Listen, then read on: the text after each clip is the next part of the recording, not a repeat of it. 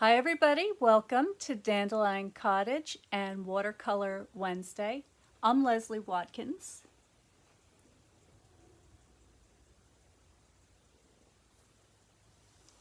Today we're going to be painting Holly, and I have some announcements coming right up.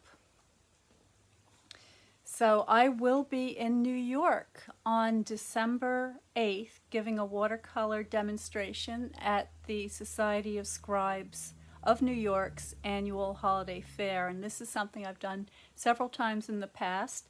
And if you stay tuned to the video today, I'm going to show you some samples of some of the things that I've done in the past where I've collaborated with another calligrapher.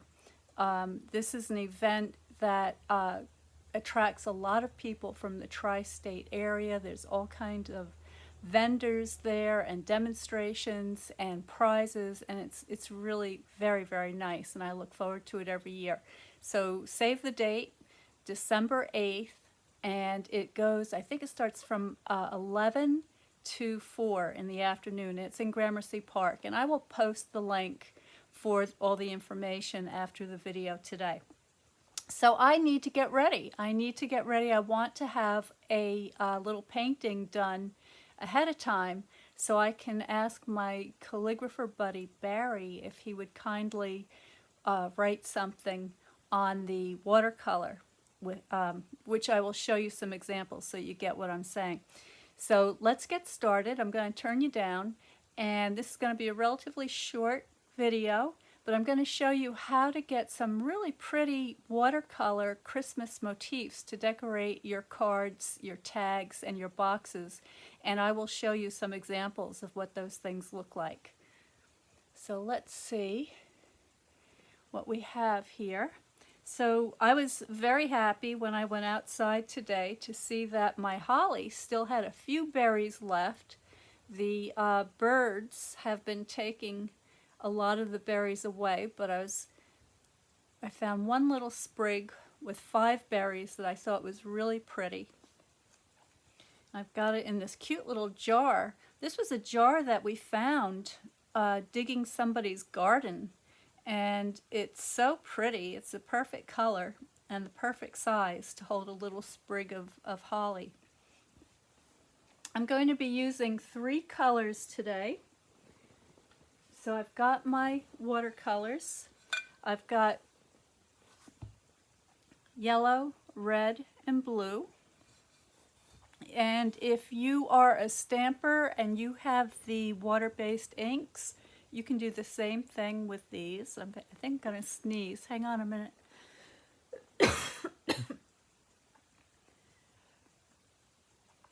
Well, it's there. It's waiting to come out. So we may have a... There it is. Okay. So there are my paints. And if I go into my sketchbook here, I can get out some paper.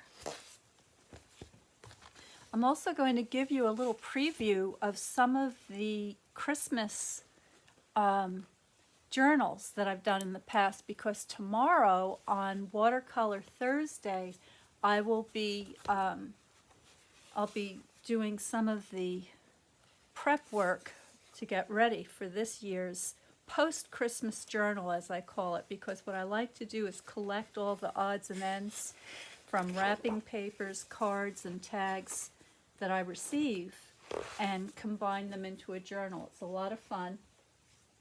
And I'm going to give you some advance warning that if you do have a collection of cards, wrapping paper, tags that you've been hanging on to, this is a great way to use those things up. So I have here a piece of watercolor paper. Now this is hot press paper, and it is 90 pound. It's not the typical 140 pound that you see me using for tags and heavier applications. This is going to be layered up on top of a card base, probably with some mats, and so I don't need for it to be quite that thick. But what I do need do is to make sure that it's the right size. So we're going to be using a 5.5 by 4.25 standard size card, and I have a horizontal or a landscape image in my mind.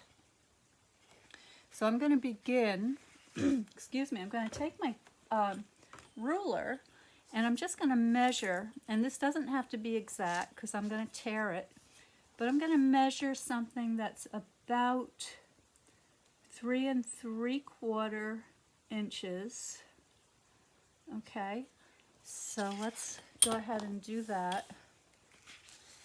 This is going to give me a little bit of wiggle room, about 1/2 inch. And I'm going to go ahead and use my bone folder because I don't want to get the oils from my fingertips on the paper, because that of course would repel the watercolor. So that's where your bone folder comes in really handy. And I will create a list of all the recommended materials that that I think are good to have on hand to do something like this. All right, so there is my height, and then I'll tear it on this side at about 5.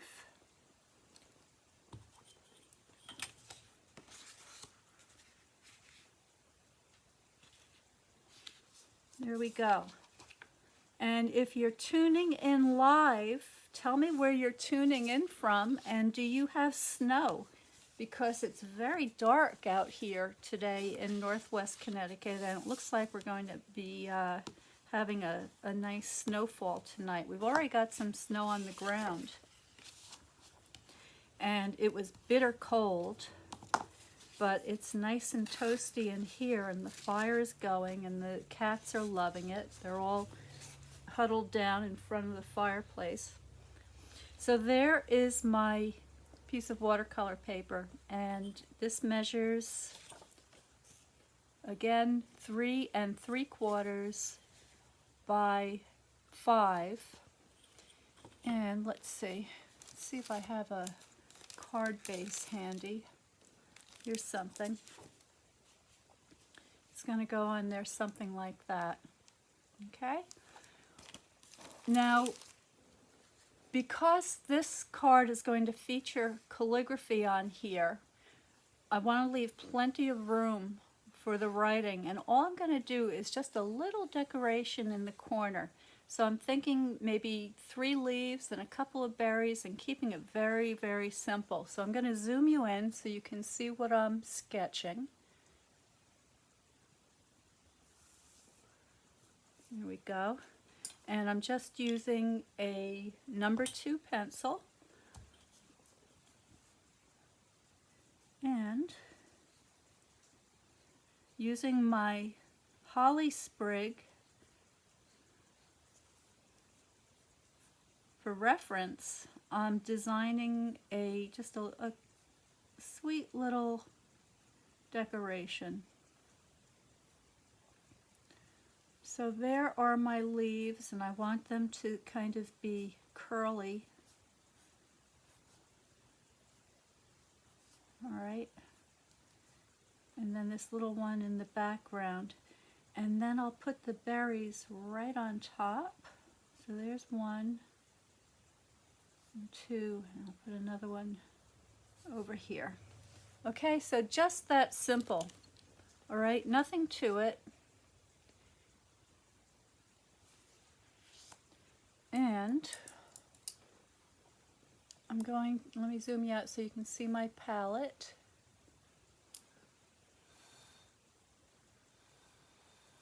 All right, I'm going to go down to this end. So this is the same yellow in this corner as I have in this corner. I just keep it down here so it's easy to mix my green with.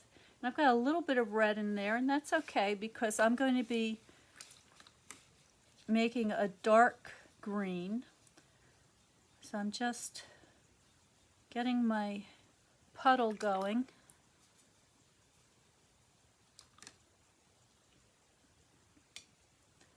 So the paint that's on your palette that's left over from your previous session can be reused. Just add water.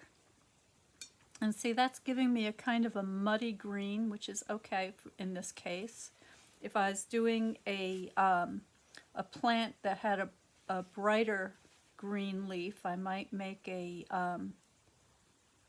brighter green. I do want to start with a more yellow underpainting though, because I want to be able to pick out some of the veins on the leaves. So I'll begin with that.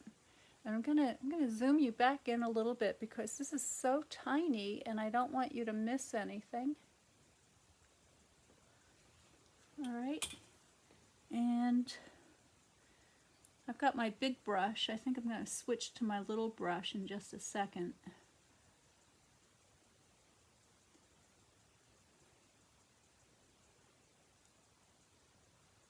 Now, if you are a stamper and you have a nice holly stamp, and I know that there are a lot of them out there, you've seen me use many of them, you could just go ahead and stamp a whole bunch of these things and get them ready for all sorts of Christmas cards. You can stamp your sentiment, your Merry Christmas, or whatever it is that you want, and have something really special that I'm sure the people that you share your cards with will love.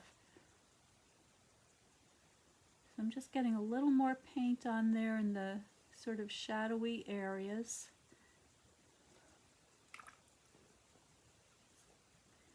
I can move that around a little bit, and you see I'm going around the berries because I don't want to get green in my berries. They're going to be a nice bright red.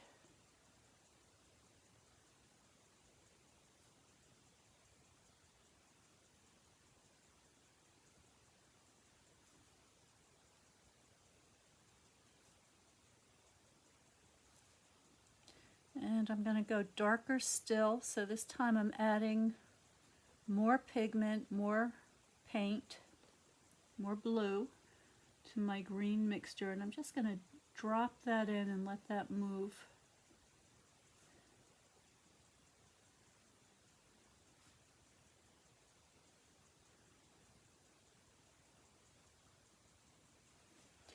Okay, so there's my start.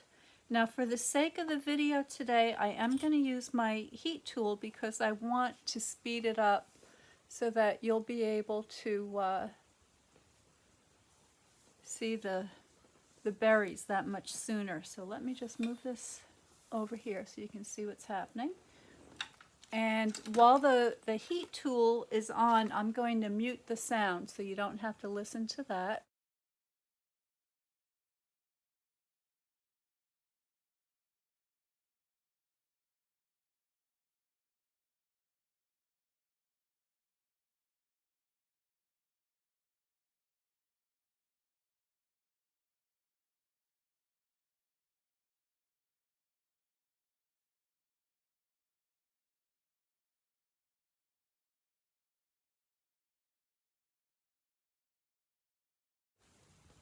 Okay, so that's dry enough. It's still damp, but it's dry enough that the red won't run. Now I would just want to go over here and say hello, because it looks like I've got a friend out there.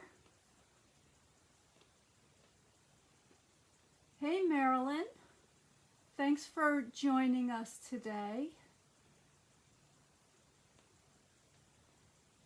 And she says it's 50 degrees in North Carolina. Well, I guess that's kind of chilly for North Carolina, so it's a lot warmer than it is here. We had 18 degrees over the night, and all the water was frozen, so I got out the water heater so that the birds could have nice fresh water. All right, so now what I'm doing is I'm getting into my red, and because I use a cool red, I'm adding just a little bit of yellow to it. I'll show you what that looks like. Okay, so here's my red.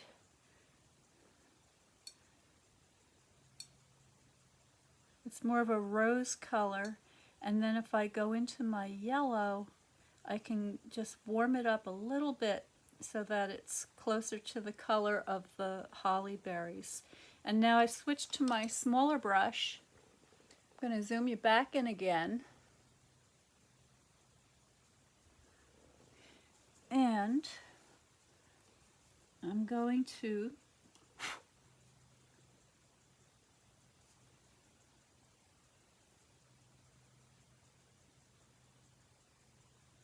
just go around the shape of the berry, but I'm also keeping a little bit of a highlight. The holly berries are very shiny, so I want to make sure that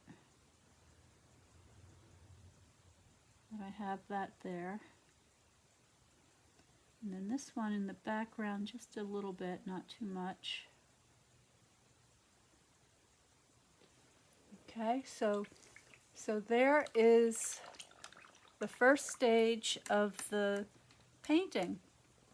And what I need to do next is to take a good look at my leaves. So if you're someone who has holly growing in your garden, or maybe you got a wreath or something that has some holly on it, you can use that for reference. If not, you can always find images of holly online. But you see how shiny those leaves are, and you see how deep that central vein is and causes that crease. And you can see on this leaf over here, you see how much shape is in that leaf. So I'm going to try to capture some of the character that you see here, and I'm also going to make sure that I get these beautiful little spikes. Okay, and that will bring us to the next stage. But so for this, I'm going to go back into my green mixture.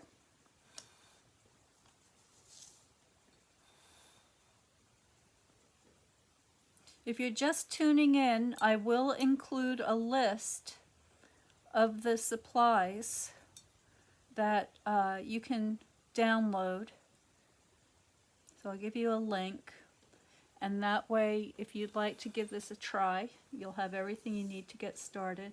So now I've got this darker green with a little more blue in it, and I'm going to use this to get that central vein and add a little more detail to my leaves.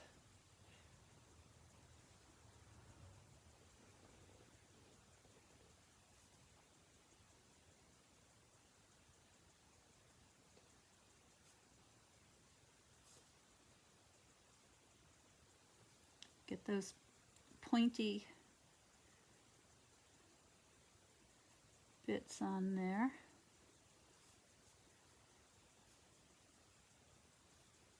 And I'm using the tip of my brush. You want to have a brush that comes to a nice point and that will hold some water.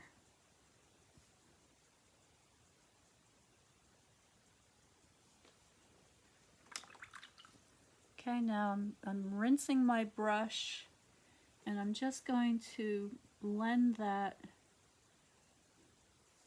into the surrounding area.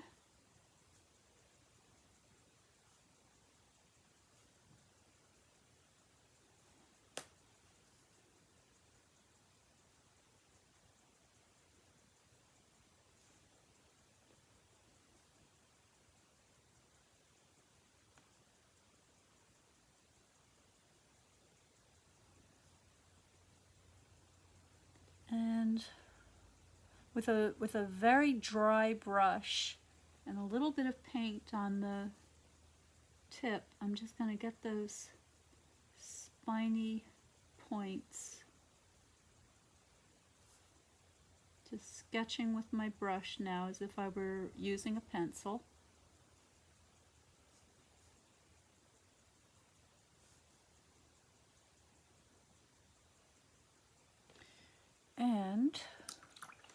I also want to add a little more red to the shadow side of my berries. So I'm going back into my red paint, getting a stronger mixture, and I'm just going to put that on the shadow side.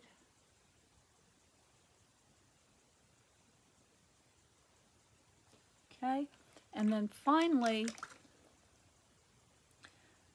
now I'm taking an extremely dark mixture of my blue,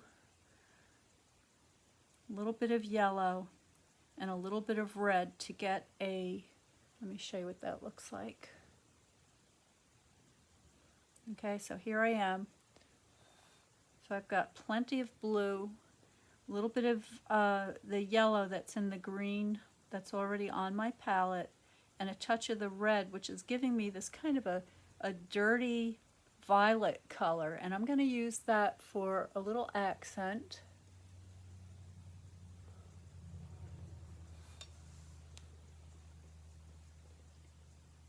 In the shadow that the berries are casting on the leaves underneath, and that's just going to give them a little more dimension.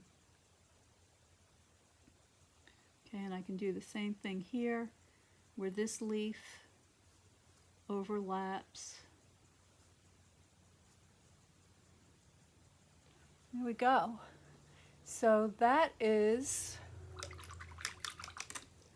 my quick little holly motif.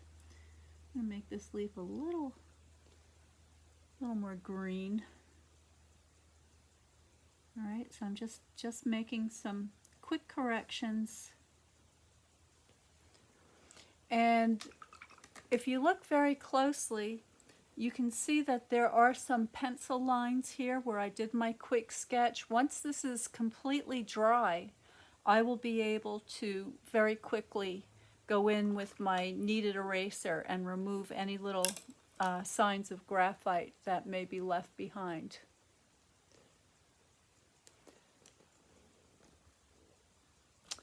So that's my very quick holly lesson for today. But before you go, I want to show you some examples of how I've used those types of holly to decorate different cards and boxes. So here we go. Let me get my samples out.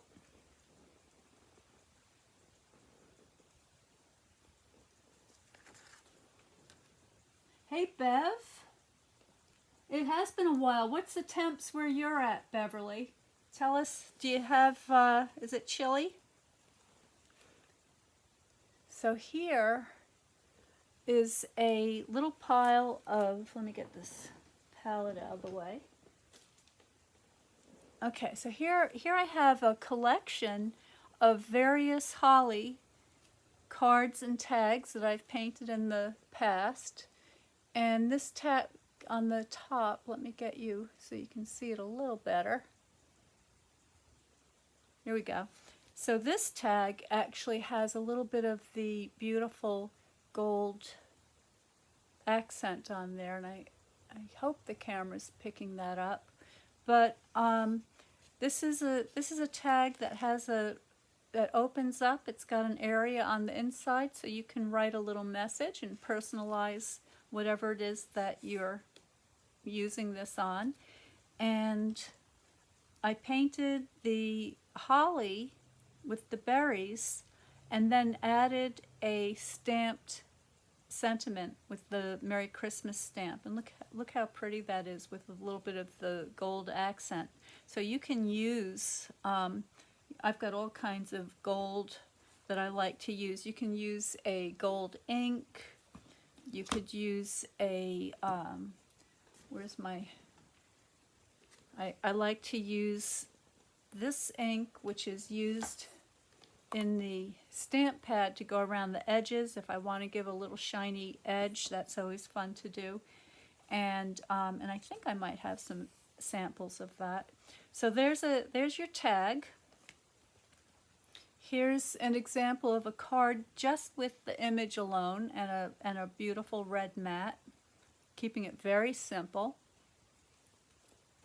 Here's our friend the chickadee. I was outside today putting seeds out. They came in droves. I couldn't believe how many birds I got to the feeder today.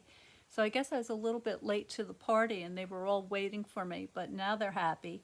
And so they brought their friends. I had the beautiful tufted titmice. I had nuthatches. I had a woodpecker, loads and loads of chickadees, sparrows, and a little wren. So everybody was in attendance today for the grand reopening of the bird feeder. Here's a very simple little holly sprig with the green mat and a stamped sentiment with a little bit of gold foil to decorate it. Again, another super simple little holly sprig. Another chickadee. You can tell I like chickadees. I love them. Super simple little one with a stamped greeting on there. Here's one with a nice border. I like the border on this, and another stamped sentiment. So you don't have to have a calligrapher in the house if you want to make a Christmas card with a nice message on it, but I am going to show you some very fancy ones. And here's an example of just a little garland of holly and maybe some balsam and a couple of berries. I added some embellishments here. I think you can see those little gold embellishments and just a little bow at the top.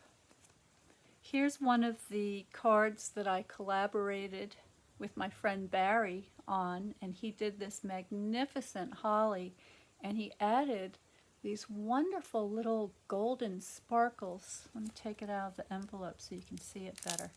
This is one of my prized possessions. I will look at this every year at Christmas time, and I'm just in awe of the beautiful calligraphy that they do. So please check out the New York Society of Scribes. Go to their website, newyorksocietyofscribes.org, I believe it is. There's information there about the upcoming fair. I will post all that information so that you can find it easily, but there's also a lot more on their website, and they do have online classes, so check that out. And then finally, I have this cute little Christmas mouse. This was another collaboration with Barry, and he just did this magnificent script here. What could be more perfect than that? So this was inspired by a illuminated manuscript kind of a design. And there's my little mouse, and again the gold foil. I also used some gold ink to put the pinstripes around the margin here. So I hope you enjoyed that. I hope you enjoyed seeing all these things, and I hope you're inspired to give this a try. Now, I'm going to be posting some opportunities for folks who are interested in learning more about watercolor.